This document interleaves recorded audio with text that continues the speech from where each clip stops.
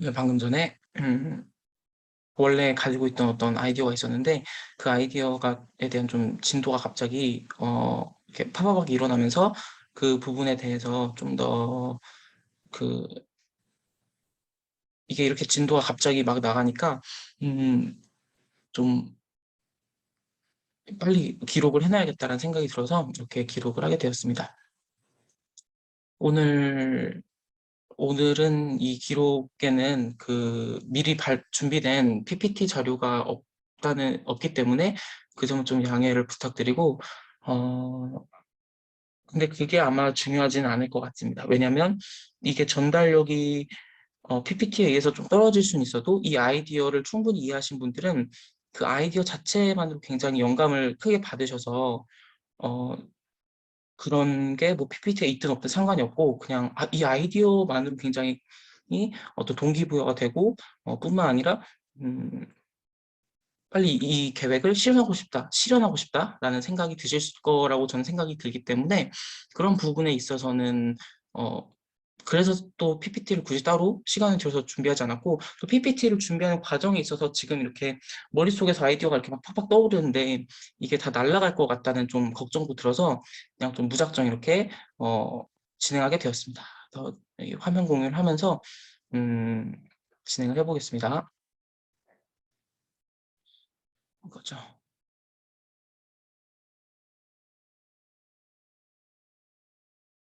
음.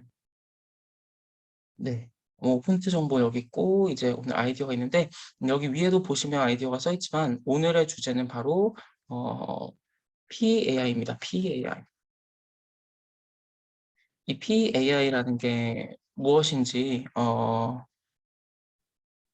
감을 못 잡으실 것 같은데 원래는 지금 이 아이디어가 이미 세상에는 있어요. 세상에는 있는데 이게 이 PAI 단계로 이제 전혀 다르게 전혀 다르게까지는 아니고 PAI로 마케팅이 되고 아니면 애초에 근본적으로 서비스 형태가 PAI에 맞춰서 형태가 바뀌면 아예 새로운 차원의 시장이 열린다고 생각을 하고 그러니까 거의 없던 시장이 열리는 급의 그 센세이션이라고 생각하고 그렇게 새로운 어떤 시장이 열리면 이 시장의 파이 규모 또한 저는 굉장히 클 거라고 생각해요. 단지 몇 조 수준이 아니라 어쩌면 몇백 조, 천조까지도 갈 수 있다라고 저는 예상을 하고 있습니다.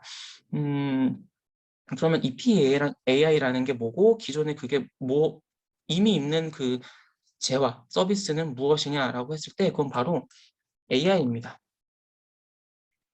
AI. 그러니까 인공지능을 말하는 건데요. 이 인공지능은 이미 선점하고 있는 기업들이 있고 또 많은 스타트업 대기업들이 많이 연구를 하고 있지만 그렇기 때문에 제 입장에서는 또 아직도 신기했던 게 정말 이 PAI가 아직도 없나? 라는 게 좀 의외라고 생각이 들었어요. 왜 이 PAI가 그럼 PAI가 뭐냐라고 봤을 때 PAI는 바로 PC 할 때 PC 할 때처럼 퍼스널 컴퓨터죠, PC가. 그러니까 퍼스널 AI라고 보시면 됩니다. 퍼스널 AI라고 하는 말은 뭐냐면 여기서부터 감이 오시는 분들도 계시겠지만 어, 그 개인 맞춤형 AI를 말합니다. 그거 이미 있는데요 라고 하시는 분들이 있을 수 있어요. 근데 여기서 말하는 이 퍼스널의 의미는 컴퓨터가 보급화되는 맥락의 PC랑 약간 느낌이 다릅니다. 그러니까 컴퓨터가 가정으로 들어오고 사무실에 들어오면서 한 명 한 명한테 보급이 되면서 퍼스널이라는 이름이 붙었잖아요. 근데 단지 그게 아니라 죄송합니다. 단지 그게 아니라 AI를 모두에게 보급하는 건 이미 이루어져 있어요. 뭐 집에 뭐 구글도 그렇고 뭐 카카오도 그렇고 그 AI가 이미 다 스피커들이 들어와 있잖아요. 그런 수준의 퍼스널 AI가 아니라 개인이 충분히 자신에게 맞춰서 어, 그 AI가 이미 갖고 있는 표상을 어, 조작하거나 손댈 수 있고 수정하고 또 수시로 업데이트하고 그 AI의 판단과 그 논리 회로들을 자신에 맞춰서 맞춤형으로 스스로 커스터마이즈 할 수 있다는 의미의 퍼스널입니다. 네. 그래서 보급으로 한 명에게 보급한다는 의미의 퍼스널이 아니라 그건 당연하고 그 다음에 넘어서 사람이 개별로 맞춤으로 자신의 맞춤으로 자신의 브레인 차일드를 자신의 발명품으로서의 AI를 만들 수 있다는 거고요. 일종의 이렇게 그러니까 비유를 하면 될 게 뭐냐면 로블록스 같은 거예요.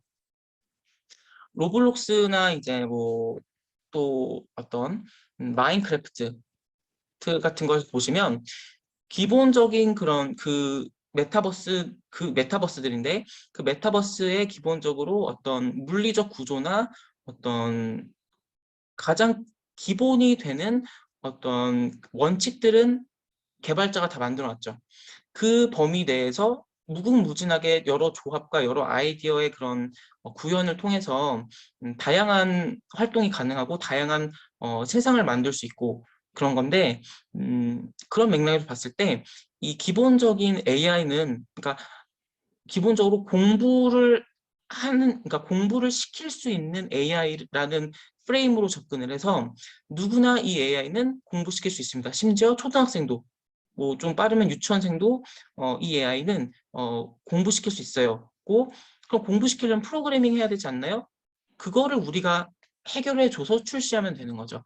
그래서 예를 들면 뭐 AI가 기본적으로 이미 지금 우리가 접하는 AI들은 이미 고도의 학습과 그 보편적이고 기초적인 고도의 학습과 다양한 어떤 데이터가 이미 인스톨된 상태로 오잖아요. 근데 그런 거 다 없이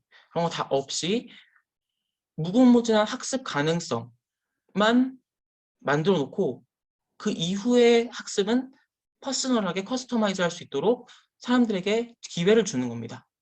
그러니까 그래서 로블록스와 마인크래프트라는 거가 유사하다라고 말씀을 드리는 겁니다. 네. 그래서 우리가 이 AI를 내가 이제 갖게 되면 그러니까 일종의 뇌를 하나 받는 거예요. 뇌를 하나 받는데 용량이 거의 무제한이고 인간에 비하면 암기 용량이 거의 무제한이고 또 어떻게 보면 아기 같은 거죠. 내가 정말 순수한 순백의 뇌를 받아서 뇌는 일단 학습은 충분히 자유롭게 할 수 있잖아요.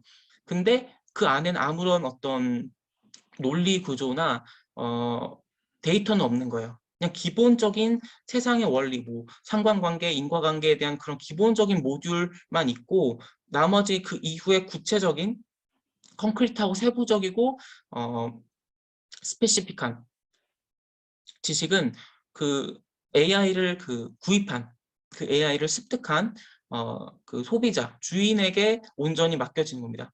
그래서 어떻게 보면 그 주인마다 다 다른 학습을 먼저 시킬 수도 있고 아니면 또 같은 것을 학습시켜도 주인마다 관점과 해석 방식이 다르기 때문에 정말 무궁무진한 다양한 경우의 수의 AI들이 만들어질 수 있어요. 그래서 어떻게 보면 이것은 또 하나의 위크 AI, 어떻게 보면 큰 몸 좁은 위크 AI라고 보실 수 있습니다. 그리고 이것이 위크 AI라는 것은 뭐죠? 바로 사람, 인간, 사람과 사람의 거의 가까운 인공지능이라는 의미고 스트롱 AI는 뭐냐면 사람과 가깝지 않고 그냥 사람보다 뛰어나고 압도적인 그런 역량을 발휘하는 정말 완벽에 가까운 어떤 완벽한 수행을 보이는 AI라는 것이죠. 완벽한 수행 그리고 수행을 보이는 인공지능. 즉 이 말인즉슨 사람은 착각도 하고 실수도 하고 또 굉장히 여러 가지 인간미가 말 그대로 있잖아요. 그러니까 인간미를 구현한 AI가 있고 정말 완벽하게 사람 냄새는 안 나지만 정말 컴퓨터다운 완벽한 슈퍼컴퓨터 같은 AI가 있는 건데 여기서 저는 이 두 마리 토끼를 다 잡을 수 있다고 생각하고 있습니다. 왜냐하면 이미 다양한 학습 가능성을 잠재적으로 갖고 있는 AI를 구현해 놓으면 그거를 그냥 스트롱 AI로 만들 거면 이걸 출시한 회사가 다양한 학습을 이상적으로 시켜서 머신러닝이든 뭐든 거의 그 부분에 대한 제도 잘 모르는데 어쨌든 학습을 다양하게 이상적으로 굉장히 그 합리적이고 이성적인 방식으로 시켜서 인공지능 학습시켜서 정말 철저하고 첨단의 완성에 가까운 지식과 의사결정, 굉장히 수학적이고 정밀한 수학적인 의미의 인공지능을 만들고 싶으면 그런 학습을 시키면 되고요. 근데 여기서 정말 포인트는 그건 이미 많은 AI 그 서비스를 제공하는 회사들이 하고 있어요. 그리고 그렇기 때문에 더 이상 새로운 AI 그 시장에서 뭔가 참신한 아이디어가 없는 거죠. 하지만 제가 여기서 드리는 말씀은 위크 AI로 아예 위크 AI 서비스도 제공하라는 것입니다. 그래서 위크 AI 서비스를 제공한다는 것은 오히려 아무것도 들어있지 않은 그냥 배터리와 그냥 무궁무진한 어떤 암기 용량, 그리고 어쨌든 이 세상에 다 기본적인 물리 법칙 그리고 수학적인 법칙이 있는데 딱 그것만 기본적으로 그 변수가 아닌 상수로 어, 주입이 된, 그리고 나머지 지식은 아예 비어 있는 그런 AI를 출시해야 된다는 겁니다. 그럼 이 위크 AI, 전 이걸 앞으로 어,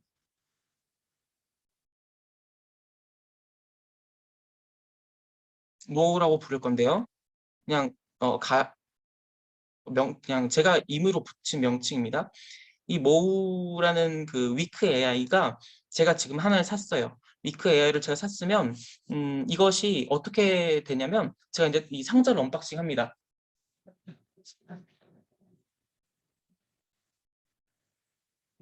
제가 이렇게 모우가 왔어요.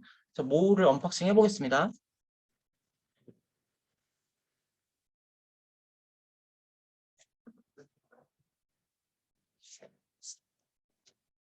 자, 이 모우가 이 안에 이렇게 들어있다고 했을 때 모우를 꺼냅니다.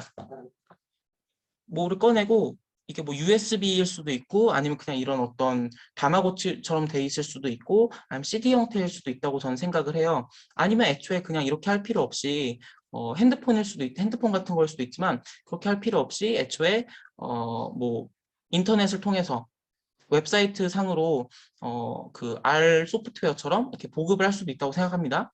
그래서 이걸 이제 컴퓨터에 연결해 가지고 설치를 하면 그 모우가 이제 뭐 환영합니다 이러면서 이제 UX가 뜨겠죠. UI가 뜨겠죠. 그랬을 때 이제 모우 같은 게 저한테 이제 물어보는 거겠죠. 뭐 당신의 이름은 무엇입니까? 아니면 제 이름은 뭔가요? 막 이런 식으로 해서 너의 이름 그대로 모우로 해. 아니면 뭐 다른 이름으로 해. 뭐 다마고치로 해. 막 이런 식으로 설정하고 그러면 이제 지금까지는 보면 모우는 일단은 이 외부 세상과 그 의사소통이 가능한 기능, 그 커뮤니케이션 기능 정도는 갖추고 있어야 한다는 것이고 사실 그게 제일 중요합니다. 왜냐하면 완전히 비어있는 순백의 소프트웨어이기 때문에 이것이 차후에 학습이 제대로 정확하게 이루어지려면 그 유저와 굉장히 면밀한 소통이 이루어져야 되고 정확한 소통이 이루어져야 되거든요. 그래서 모우와의 그 언어적 소통, 그러니까 음, 청각적, 시각적 자극을 제대로 정확하게 입력받는 그런 그 인풋 디텍팅 시스템이 필요하겠죠. 네, 그 정도는 기본적으로 탑재가 되어 있어야 한다고 생각하고요. 그렇게 봤을 때 이제 모우가 질문을 하겠죠. 이제 기본적인 질문은 뭐 필요하겠죠. 음, 어느 주제에 대해서 저를 학습시키시고자 합니까? 아니면 그렇게까지 기계적으로 딱딱하게 물어볼 필요 없이 그냥 미리 개발자들이 뭐 사용자님은 어떤 주제를 좋아하십니까? 아니면 지금 뭐 하고 계셨어요? 이런 식으로 이제 하나씩 하나씩 야금야금 질문을 해가면서 이제 학습이 진행되는 거죠. 아니면 그런 거 필요 없이 뭐 구글과 연동시켜서 그동안의 그 소비 알고리즘, 검색 알고리즘을 잘 받아서 기록을 받아서 그걸로 이미 그냥 어느 정도는 파악을 하고 질문의 그 범위를 시작하도록 설정할 수도 있겠습니다. 뭐 그 정도는 이제 뭐 실무 단계에서 알아서 하시면 될 것 같고, 여기서 중요한 것은 모우가 이제 어떻게 학습이 이루어지냐예요. 그 유저와 직접적으로 그 언어적 소통을 할 수도 있지만, 여기서 중요한 것은 모우가 제가 이렇게 이해했고 이렇게 판단했고 아마도 이율록님은 이렇게 생각하시는 것 같은데 제가 맞나요? 라고 그 검토를 받아야 하는 기능이 필수적으로 들어가야 될 것 같아요. 그래서 그런 식으로 이제 그 오답풀이를 받는 거죠. 오답풀이를 받는 과정에 있어서 그거는 너가 잘못 이해했어 라고 피드백을 주고 피드백을 모으는 어, 받는 과정에서 그 유저, 그 이율록이라는 유저 맞춤형 그 알고리즘과 가치관, 세계관 그리고 도식을 갖는다라고 보시면 됩니다. 그래서 이것은 사실은 유치원생들도 충분히 할 수 있거든요. 그래서 이렇게 될 수가 있겠죠. 모우의 입장에서 말씀드려 볼게요. 방금 전에 이율록님과 대화하다가 느꼈는데 이율록님께서는 이 유튜브 화면에 있는 이 자극을 보고 고양이라고 표현하셨습니다. 그것이 맞나요? 라는 질문을 던져야겠죠. 그러면 이율록이라는 사람이 아니야. 그거 내가 말 실수야 라고 할 수도 있고 피드백을 줄 수도 있고 맞아 라고 할 수도 있죠. 그럼 다시 모우가 반문을 합니다. 이것은 통상적으로 제너럴하게는 마우스라고 불리는데 이율록님께서는 이것을 고양이라고 부르고 싶으신가 보죠? 라는 식으로 이제 학습이 일어나는 거죠. 그런 식을 통해서 그 이율록이라는 사람, 그 70억 인구의 그 사람만이 갖고 있는 도식을 그대로 그 위크 AI가 가져가면서 또 다른 이율록이라는 사람의 뇌를 리플리케이트하는 과정이 일어나는 겁니다. 그런 식으로 피드백이 활발히 이루어지면 이게 솔직히 한 달만 있어도 제가 보기에는 엄청나게 빠르게 이 학습이 이루어질 것 같고요. 그리고 이것은 굳이 이렇게 일일이 질문을 안 해도 기본적인 유추 알고리즘, 추론, 유추, 유추 아닙니다. 죄송합니다. 추론 알고리즘을 심어 놓기, 심어 놔서 아까는 또 뭐가 있었죠? 기본적인 커뮤니케이션 기능, 기본적인 정교하고 정밀한 커뮤니케이션 기능을 기본적으로 탑재하기. 그래서 추론 알고리즘 통해서 이율록이란 사람의 그 워딩 그 뭐 댓글을 달든 남들과 그 대화를 하는 걸 들어보니까 이율록이라는 사람은 남들과 다르게 땡땡을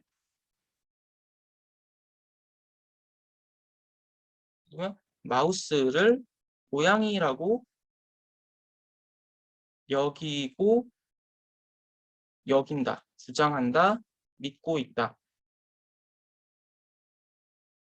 이런 업데이트가 가능한 거죠. 그리고 이것이 이제 이렇게 진행이 되면 이제 굳이 질문 없이도 충분히 그 해당 유저의 도식 전반을 이렇게 복제할 수 있다. 복제라는 단어가 좀 함부로 쓰면 안 되는 단어라서 리플리케이트라고 말하겠습니다. 리플리케이트 할 수 있다라고 할 수 있고 그리고 질문은 그럼 언제 하냐? 질문은 언제? 추론 기능이 여러 대안들, 추론 알고리즘이 여러 대안들을 제안해서 그 해당 모우, 위크 AI가 스스로 추론 및 의사결정, 추론을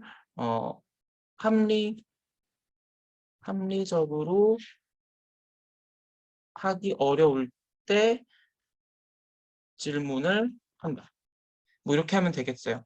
그래서 뭐 이런 식으로 이제 모으는 구성이 되면 이제 되고 그러면 이 위크 AI가 왜 필요할까요? 사실 사람이 예를 들면 스트롱 AI를 보급하는 회사가 이 세상에 하나 있고 그 사람들이 정말 정교하고 첨단의 기술로 스트롱 AI를 하나 만들었으면 70억 인구에게 보급되는 스트롱 AI는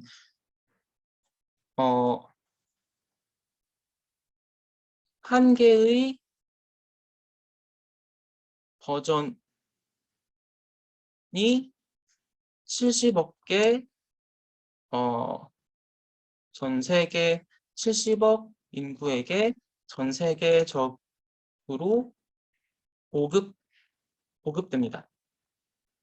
이것은 스트롱 AI의 경우 그렇게 됩니다. 근데 위크 AI로 가볼게요. 위크 AI의 경우에는 자, 한 개의 버전 업데이트가 되어 있겠죠. 그 버전이 70억 인구에게 보급될 경우 70억 개의 다 다른 구조, 형태, 논리를 형성한다 라는 것입니다. 그러면 여기서 이게 재밌어지는데요. 이 위크 AI의 이 다양한 개성이 반영되기 때문에 무궁무진한 어떤 연구, 뭐 상업적 활용이 가능합니다. 그래서 이 70억 개를 또 썸업을 해서 사람들이 다 다르지만 전반적으로 이 분야에서는 이런 베리에이션을 갖고 이 분야에서는 이런 베리에이션을 갖고 있어서 사회적 공감대가 이 부분에서는 꽤 큰데 이 부분에서는 다 다르다 정도로 파악할 수도 있고요. 예측할 수도 있고요. 법을 설계하고 사회적인 어떤 합의, 룰을 설정할 때도 좀 더 도움을 많이 받을 수 있다고 저는 생각을 하고 있어요. 네. 자, 그래서 이제 아이디어를 말씀드렸고 또 기존 제품과의 차별적인 매력을 이 정도 설명드렸고 이 정도만 설명드려도 좀 제가 봤을 때는 감각 있으신 분들은 충분히 이 아이디어의 가치를 알아보셨을 거라고 생각합니다. 네, 더 추가적인 설명이 필요할 수 있겠지만요. 그렇다면 뭐 또 따로 연락을 주시면 되겠고요. 제 이메일을 항상 남겨놨으니까. 자, 그럼 의미와 가치에 대해서 좀 더 구체적으로 가볼게요.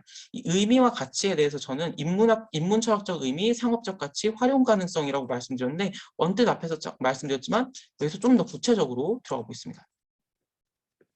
자, 의미와 가치가 첫째, 인문철학적 의미가 있어요. 인문철학적 의미란 게 뭐냐면요. 제가 정확한 표현은 아닐 수 있겠는데 어떤 의미로 쓰고 있냐면 음, 이 제 주장이 지금 얼마나 공감을 살지는 모르겠지만요. 제가 솔직히 말씀드릴게요. 지금 인스타그램 들어가 보세요. 사회적으로 인스타그램과 페이스북만 봐도 그래요. SNS를 볼게요. 사회적으로 가장 성공, 그러니까 한국 사회 기준입니다. 사회적으로 가장 성공했고 아름답고 어, 남부럽지 않고 어, 아는 인생의 형태가 한국은 특히 유독 수렴적으로 몇 가지가 있는데요. 그 특징이 몇 가지 이미 여러분께서 알고 계실 텐데 뭘까요? 이건 제 주관적인 주장이긴 한데 전 충분히 이걸 공감할 수 있다고 생각해요. 첫째, 바로 화려한 삶입니다. 이 화려한 삶에 또 기여되는 것은 또 뭐가 있죠? 구체적으로는 지금 많은 분들이 이제 일반인들도 바디 프로필을 찍는데 자, 그 외모 관리 그리고 체형이라고 하는 게 맞지 모르겠는데 체형 관리, 운동. 그러니까 즉 완전 외모를 가꿔야 된다는 겁니다. 그리고 이제 생활력, 그러니까 생활 수준을 봤을 때 집, 자동차, 어떤 나의 어떤 소비 패턴, 소비 패턴이 좀 비싼 것도 충분히 내가 누릴 수 있고 향유할 수 있는 수준. 그리고 집, 자동차, 여행, 가구 등 부유한 소비 패턴. 그리고 그것이 전체적으로 인스타 감성이라는 미명하에 좀 더 우아하고 센스 있게 포장되어 있기까지 해야 됩니다. 네. 근데 이것은 굉장히 어떻게 보면 외면적이고 어, 특정 장점과 특정 단점을 가진 사람들에게는 굉장히 불리한 어떤 사회적인 성공의 잣대거든요. 이것이 이 위크 AI가 해결해 줄 수 있다는 겁니다. 왜 그렇게 될까요? 위크 AI는요, 지금 잘 보시면 어쨌든 그 유저와 상호작용을 끊임없이 해야 되고 해당 유저가 그 위크 AI를 업데이트하는데 많은 시간을 투자해야 됩니다. 그러니까 많은 시간까지는 아니고 어쨌든 공을 들여야 돼요. 공과 정성을 들여야 되는데 그렇게 되면 사람마다 그 위크, 그러니까 모우라고 또 말씀드릴게요. 모. 모우가 음, 모우가 정교하게 디벨롭된 사람이 있을 거고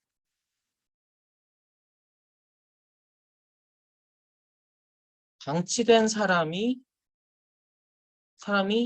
있을 겁니다. 그리고 아예 모우가 없는 사람도 있을 겁니다. 그러면 이 모우가 잘 디벨롭된 사람이라는 건 뭘까요? 바로 어느 정도 내가 AI를 교육하고 소통하는 그런 기본적인 어떤 지적인 역량과 음, 지적인 투자가 이루어져 있다는 사람이라는 맥락이 되고 이것은 또 다른 어떤 자산이 됩니다. 근데 이게 어떤 그 시장 가치로 봤을 때 큰 자산은 아닐 수 있지만 그냥 그 사람의 또 다른 아이덴티티가 되고 또 다른 포트폴리오가 되고요. 그리고 또 다른 어떤 자 이게 아이덴티티랑 약간 다른 의미인데요.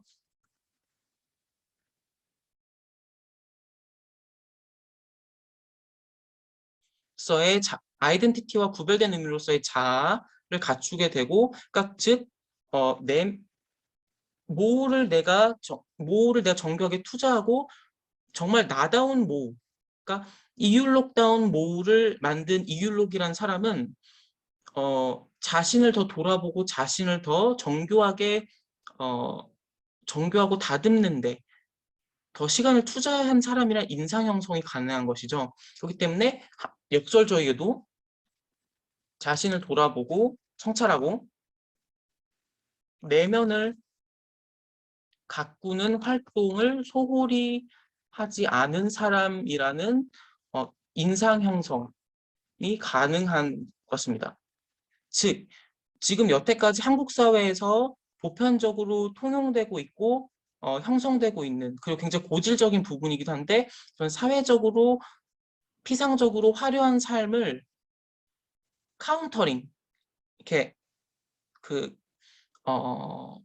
그것 이외의 방식으로 자신을 어필하고 자신의 어떤 또 다른 사회적인 성공한 그 잣대를 만들 수 있는 그러니까 기준이 될 수 있다라는 것입니다. 네, 골든 스탠다드가 될 수 있어요. 이 위크 AI라는 분야가 활성화가 되면.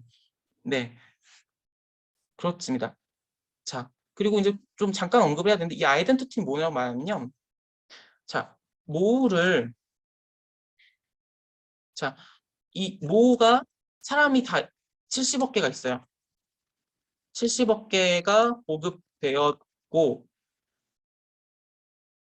이율록의 모우, 모우는 예를 들면 음, 또 이름이 뭐 고양이라고 하겠습니다. 네, 고양이, 고양이에요. 그러면 이 이율록의 모우인 고양이라는 그 소프트웨어는 위크 AI는 익명이든 익명이 아닌 방식으로 저를 대변할 수가 있죠. 이게 정교하게 어, 정교하게 그리고 거의 근접하게 저를 리플리케이트하고 있으면 저를 대변하고 또 다른 저의 그 존재가 될 수 있는 거거든요. 그렇다면 정교함을 가정합니다. 정교하게 업데이트가 되고 제가 이 모호를 잘 관리하고 업데이트했다는 가정을 하고 있는 상태에서 말씀드리는 거예요. 그러면 제가 뭐 지금 요즘 방역 패스 이런 거 있는데 이런 거 QR 체크인 할 때도 그냥 제 모호가 대신하면 되는 거예요. 그리고 제가 추적받을 때는 제 모호가 저를 대변해서 익명으로 제 아이덴티티를 증명해 줄 수 있는 거죠.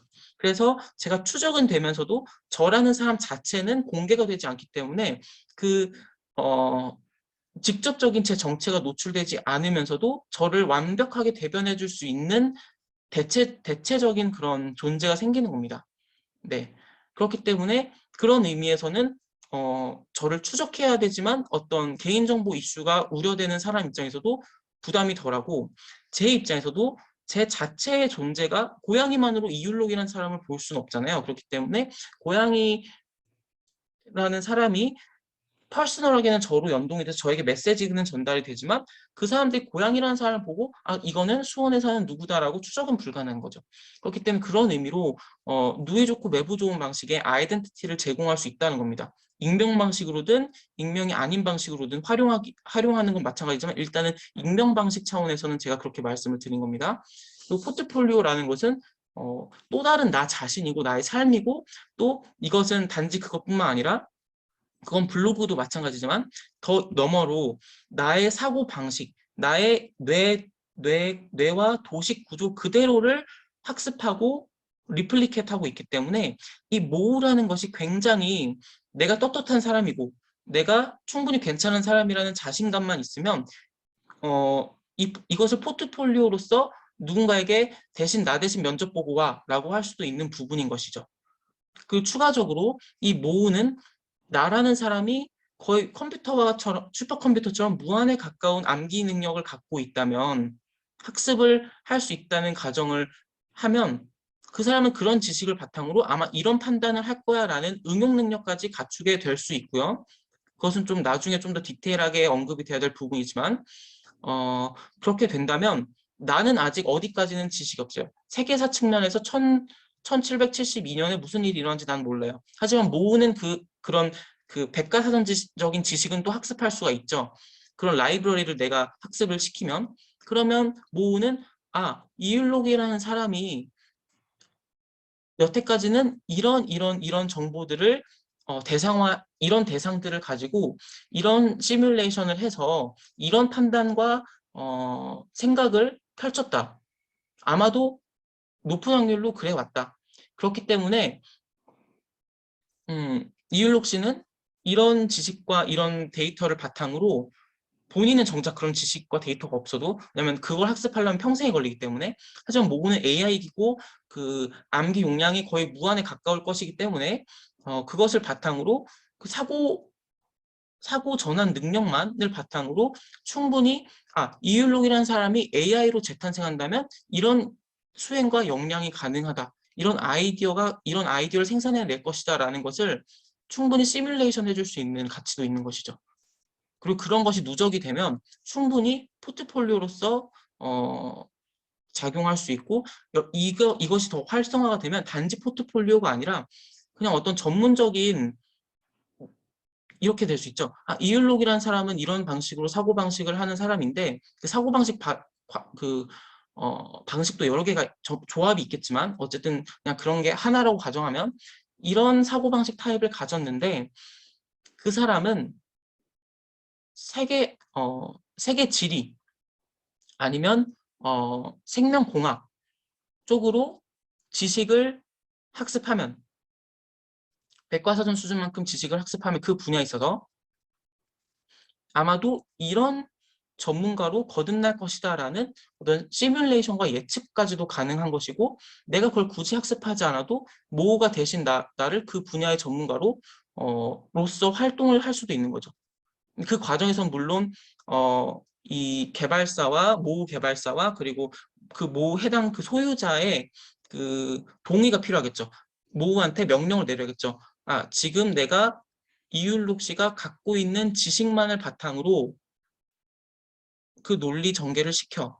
아니면 좀 허용치를 높여서 이율록 씨가 갖고 있지는 않지만 이미 세상에 있는 지식으로 범위를 확대해서 어느 정도는 너가 이율록시를 대변하는 어떤 기능을 수행해도 된다라는 그런 그 역치, threshold를, 역치라는 표현이 정확하진 않지만 그 레인지를 설정해 놓는 게 그건 또 다른 어떤 윤리적인 문제가 되긴 하는데 그렇게도 활용이 될 수 있다는 겁니다. 그런 의미로서 포트폴리오의 측면도 갖출 수 있다는 것이고요.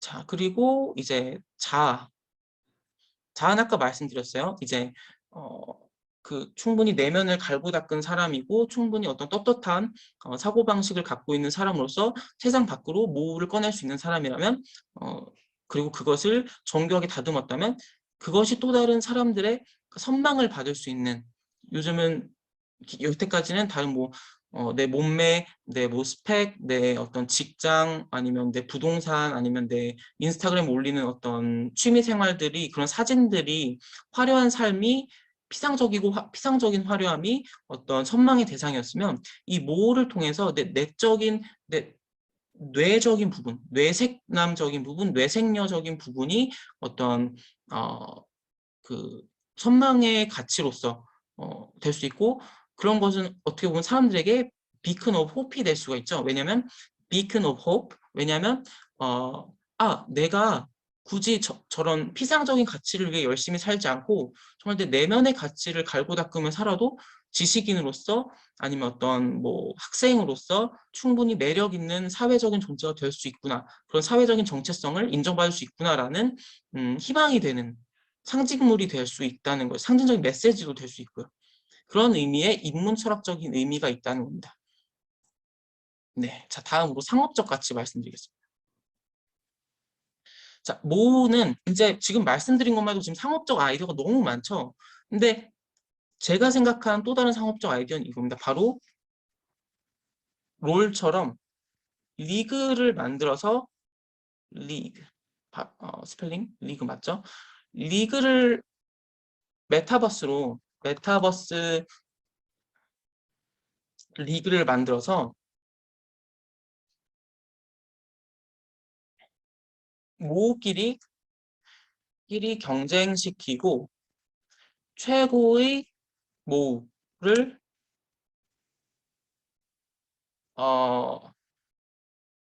그 단어를 뭐라고 그러지? 그냥 겨루다 최고의 모를 어 1위를 1위를 1위 모델을 1위를 가른다라고 하나요? 모델을 선정한다라는 표현 아닌데 아무튼 선정한다. 그래서 이게 지금 이게 모호가 굉장히 게임적인 부분이 많아요. 굉장히 게임적인 부분이고 다마고치 같은 느낌인데, 이것이 굉장히 우리가 리그 오브 레전드만 해도 그거 해봤자 현실에선 그다지 도움이 안 될 수가 있어요. 내가 프로 선수가 되지 않고 아니면 그걸로 돈을 벌지 않거나 정말 내가 출중하지 않으면 그 현실적으로 가치가 떨어지긴 하잖아요. 근데 이 모호를 잘 가꾸고 내가 모호끼리 경쟁하는 리그에 나가서 모호로 내가 잘 의사결정을 하는 그런 사람으로 검증이 되면 이제 나 자신이 검증이 될 뿐만 아니라 이 모호라는 것이 굉장히 나의 모호이기 때문에 나의 모호가 어떻게 보면 그 올해의 우승자가 되는 것이고, 그렇게 되면 나의 상품 가치도 올라가고, 그리고 어떤 이슈적인 부분도 해결이 되고, 그리고 굉장히 건전한 측면이 뭐냐면 나의 가장 완성된 모호를 얻으려면 나 자신부터 굉장히 건강하고 정밀하고 배운 사람이 되어야 됩니다. 내가 모호를 학습을 제대로 시켜서 1등을 할 정도의, 그러니까 1등을 할 만큼 정밀하고 완벽한 의사결정을 하는 그러니까 그 위크 AI로 탄생했지만 인간이 학습시킴으로써 스트롱 AI로 거듭나려는 노력인 거예요. 그러니까 약간 그 경계선에 있는 것을 찾는 컴피티션인데, 그런 부분을 봤을 때 이게 굉장히 게임적인 요소가 있고, 또 이게 단지 게임일 뿐만 아니라 현실에서도 사람들에게 동기부여가 되죠. 저 정말 최고의 의사결정을 하는 모호를 만들려면 나부터가 완성형이 돼야 되고, 나의 방식으로, 나의 개성이 반영된 방식으로 완성이 돼야 되고, 그러려면 나에 대한 고민, 나에 대한 성찰, 그리고 세상의 지식에 대한 공부, 지식뿐만 아니라 세상에 있는 지혜와 어떤 여러 가지 사고방식과 철학적인 통찰이 곁들여져서 그게 다 버무려진 게 하나의 내가 되고 그걸 학습시킨 결과가 바로 모우가 되잖아요. 제 모우는 고양이가 될 거고 그렇기 때문에 이것은 어떻게 보면 굉장히 재미있으면서도 건전한 어떤 문화를 유발할 수가 있는 겁니다. 그리고 굉장히 자발적인 동기부여가 되는 것이죠. 그래서 이런 의미로도 상업적으로 이렇게 많은 그 소비가 될 만한 그 시장이 또 개척이 되는 거죠. 왜냐하면 애초에 없던 시장이기 때문에 그런 여러 가지 활용 가능성이 이제 탄생하게 됩니다. 네. 자, 그럼 다음으로 제가 언급해야 될 게 또 뭐가 있을까요? 네, 구체적인 설계 구조 디렉션은 지금 너무 길어지는 것 같으니까 이거는 뭐 이 아이디어에 대해서 좀 더 깊이 있는 논의를 하고 싶은 분이 계시면 제 이메일로 연락을 주시고 또 이것까지는 제가 다 알려드리면 뭐 너무 공짜로 다 드리는 것처럼 될 수 있기 때문에 이거는 그냥 여기선 너무 스킵하겠습니다. 자, 그리고 그럼 이제 많은 분들이 그러실 거예요. 이게 그렇게 좋은 아이디어면 너가 하지 그래. 약간 이런 생각 하실 수 있는데 제가 이 아이디어를 아무도 안 하면 할 겁니다. 아무도 안 하면 할 건데 중요한 거는 그래서 여태까지 묵혀뒀던 거예요. 이 아이디어는 거의 이미 3, 4년 전에 나왔던 아이디어예요. 근데 이 아이디어를 왜 지금 이렇게 공개적으로 제공을 하냐? 그것은 첫째, 제 능력의 한계입니다. 이것을 하려면 프로그래밍 능력 그리고 소프트웨어를 굉장히 정교하게 다뤄야 되고 뿐만 아니라 제가 말씀드렸다시피 세상의 기본적인 원리적인 거는 다 넣되 세상에 알려져 있는 지식은 학습시키면 안 돼요. 그렇죠?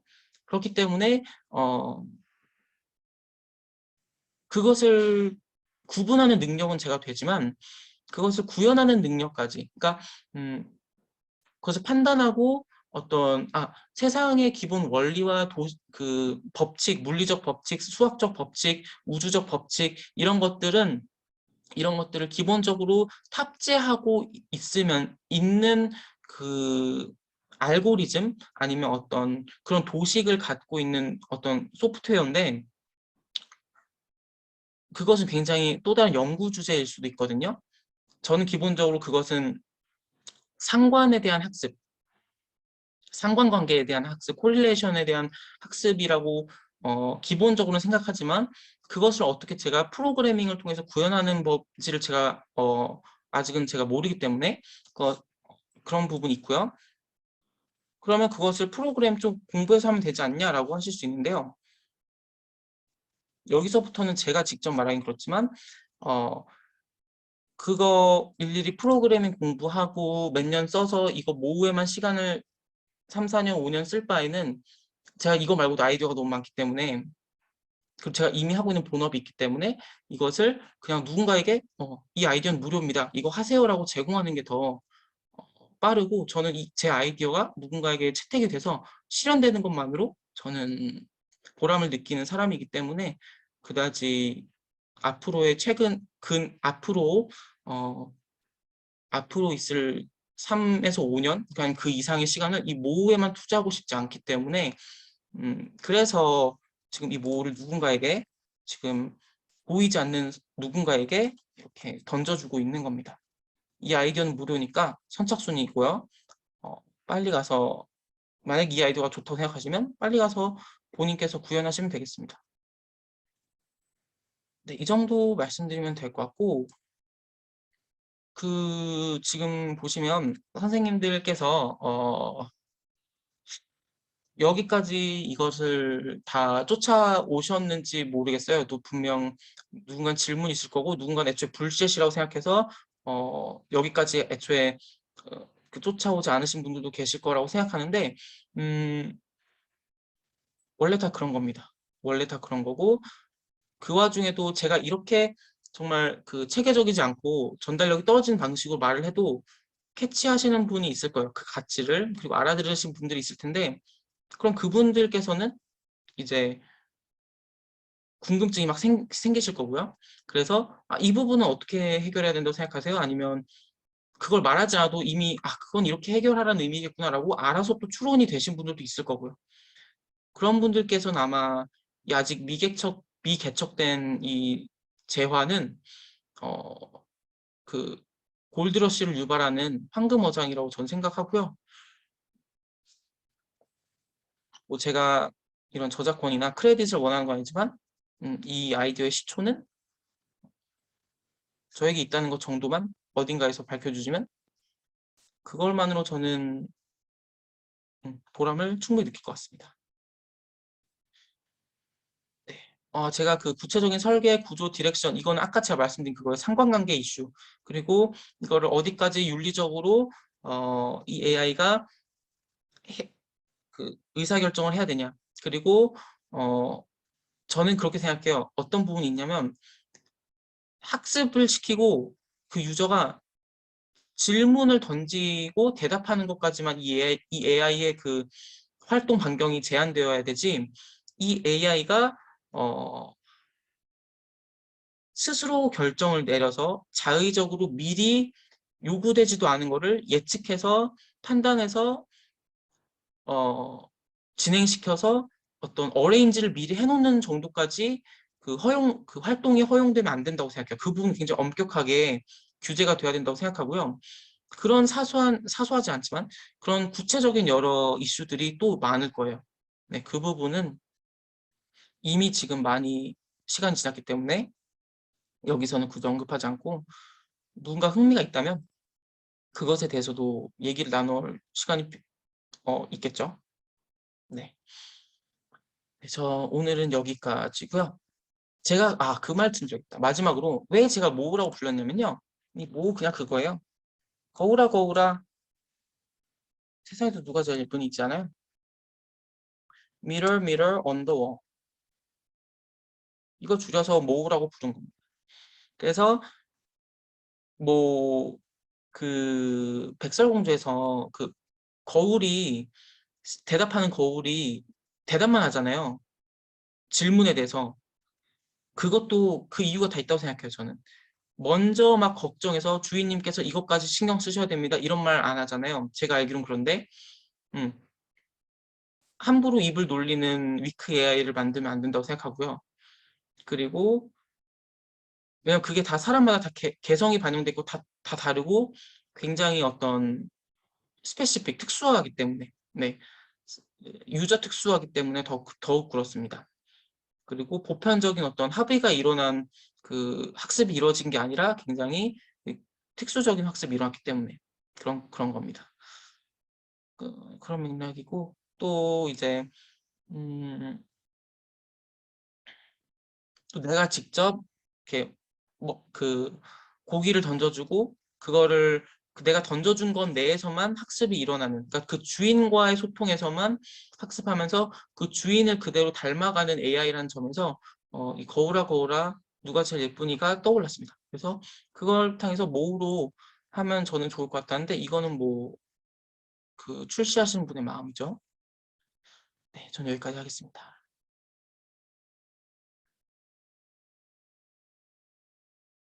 그리고 이 아까 제가 발표하는 과정에서 약간 착오가 있었는데요. 이건 정말 큰 실수인데 죄송합니다.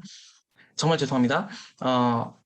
이게 제가 계속 단어를 틀리게 썼는데, 어떤 부분이냐면